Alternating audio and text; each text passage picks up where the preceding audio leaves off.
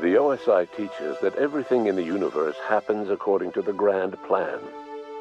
But the stranger that arrived in Halcyon was an unplanned variable. From the moment he landed in Emerald Vale, his actions altered the course of history.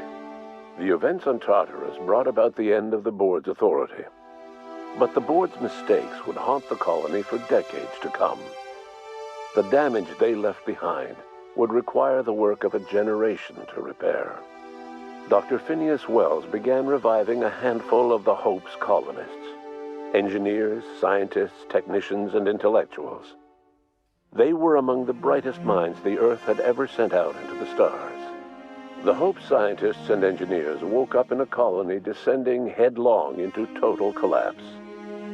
With no way to return to Earth, they had no choice but to band together and devote themselves to the cause of saving Halcyon.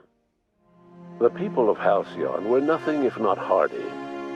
In the absence of the board's authority, many of the colony's settlements banded together with a single purpose in mind: survival. Life was especially hard in the years to come. Some towns dissolved by attrition and starvation, but most of them found a way to carry on. In the years to come, Halcyon was forced to reckon with its newfound freedom. The board was gone, and for better or worse, the colony was responsible for its own destiny. Between MSI's worker-centric policies and the iconoclast's manpower, Sanjar and Zora were able to rally many of the Terra 2 townships to their cause. MSI's workforce swelled, and the iconoclasts enjoyed a significant surge in their ranks. The board was too distracted by infighting and internal politics to stop MSI from becoming a powerful corporation and a refuge for townships that might have fallen through the cracks. Consumed by paranoia, Lilia Hagen took Sublight Salvage in a controversial direction, openly accusing board officials of an extraterrestrial conspiracy. One day, an accident at the Groundbreaker's docking bay silenced her forever. Time would tell if her replacement could keep the Sublight family together. Adelaide McDevitt replaced Reed Thompson as the leader of Edgewater. She and her followers transformed Edgewater in their image. Anyone loyal to Reed was pressured into leaving town, and those who stayed behind adapted to her way of life. Adelaide transformed the old cannery into a new garden. The nearby Edgewater Cemetery provided a convenient source of fertilizer. As for Reed Thompson, it was said that he lasted exactly 2 days outside the walls of Edgewater. Years later, a marauder was found in possession of his hat.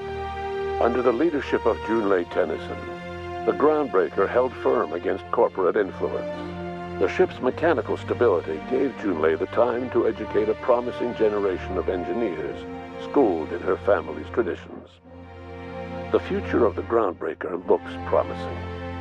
The rediscovery of the Hope and the abandonment of the lifetime employment program forced Byzantium to come to terms with some uncomfortable realities about the state of Halcyon. While Byzantines were reluctant to surrender the luxuries they'd grown accustomed to, the board's diminished authority gave them little choice in the matter. Nearly everyone had to learn to make do with less. Some even had to get jobs. It was a dark time indeed. Your influence shifted Ellie's perspective. She finally admitted, albeit grudgingly, that she just might need other people. Sometimes. With a steady income from the life insurance payouts, she was finally able to afford a ship of her own. She hired a small crew and flew supply missions to communities on the fringe. Some of them were even legal. Life in Halcyon was sobering for Felix Millstone. The grand revolution he dreamed of never came. There was no great awakening for the colony, no celebrations in the streets. There was only the hard, desperate work of trying to repair a broken colony. Felix never had a head for numbers, but if there was labor to be done, he was there to help. Eventually, Felix realized that the work of a revolution was done with two hands. As much as he enjoyed his adventures aboard the Unreliable, the vicar, known as Max, eventually decided that it was time to move on, to live out the life he had sought so long to create. He knew there were many in the colony who carried burdens much worse than the ones he had struggled with, and he devoted himself to easing their suffering wherever he could. He only ever took up arms again to defend the defenseless. Unshackled from a lifetime of striving and fighting the universe and himself, Vicar Maximilian de Soto was finally at peace. Once the matter with the Hope colonists was resolved, Junlei bashfully asked Parvati if she'd like to join her permanently on the Groundbreaker, and Parvati enthusiastically, if somewhat awkwardly, agreed. The stories of her adventures spread across the colony, and Parvati soon found herself the center of attention. Having served as the engineer of a renowned spacecraft, tramp freighters and wildcat miners sought her out by name, and in no time, she was a fixture in the Groundbreaker's mechanical ecosystem. She and Junlei were never far apart. Nyoka returned to Monarch to take another crack at making a permanent life for herself. She formed the Charon Group, a mercenary outfit of ragtag survivalists and wilderness experts. Anyone in need of a guide, or just looking to throw back a beer and swap stories, could find her camping on the trail or clearing an infestation. The SAM unit that accompanied you spread awareness of the product line's superior sanitation and maintenance capabilities across what was left of the colony. This led to a boost in SAM unit sales. Did you know that SAM units are the longest-lasting, toughest-acting cleaning solution in Halcyon? Minister Clark was released from house arrest, and his contact with you gave him a sense of renewed purpose and vigor. Once it became clear that no help would be coming from Earth, he threw his considerable efforts and talents into helping Halcyon manage the crisis before it. It was widely suspected that Sophia Akande was the true power behind Chairman Rockwell. However, after the riots on Tartarus, she was never again seen in the colony. Various theories circulated as to her fate. Some believed she boarded an interstellar ship capable of journeying to a distant colony. Others believed she died trying to escape Tartarus. Some few suggest she fled to Monarch, where she continued to live among a small band of loyalists. There is another theory, which suggests that Sophia's encounter with you changed her, and she deliberately retreated from public view, but continued supporting the colony in secret. When Dr. Wells began reviving the Hope's colonists, he found himself with a sudden windfall of additional supplies and resources, courtesy of an anonymous donor. If Wells knew who his supplier was, he never told a soul. As for Dr. Phineas Wells, he spent his remaining years in his orbital lab. He eventually came to terms with his own past and was able to forgive the mistakes of his younger self by devoting his remaining years to serving the colony. Dr. Wells was able to revive many more scientists and engineers than he first expected, thanks to the additional batch of chemicals you stole from the ministry. Wells never forgot about the human lives that were lost in acquiring these chemicals.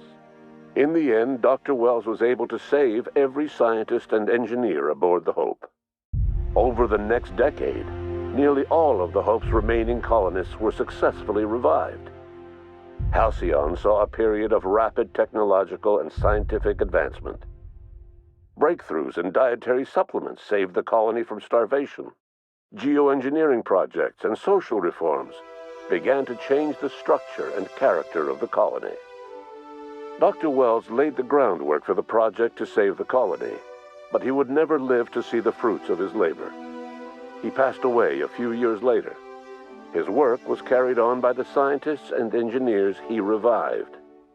Today, Halcyon has stabilized. The people of the colony work hard to adapt to their new circumstances. Nearby colonies send aid and supplies. Life will never be easy in Halcyon, but for the first time in its history, there exists a sense of real, genuine hope about the future. And what about you? the unplanned variable in the history of Halcyon. You brought an end to the riot on Tartarus and partnered with Chairman Rockwell to run the colony together. As Halcyon looked toward the future, you remained a constant presence in the colony's administration. You were never weighed down by bureaucracy, and you never had to dirty your hands with politics. You had people who did that for you. By your influence, Halcyon survived the turbulent years that were to follow. No one knows what's happened to Earth, and no one knows what the future has in store for Halcyon. All we know for certain is this: the name of the Unreliable and that of its intrepid captain will remain the subject of countless stories for years to come.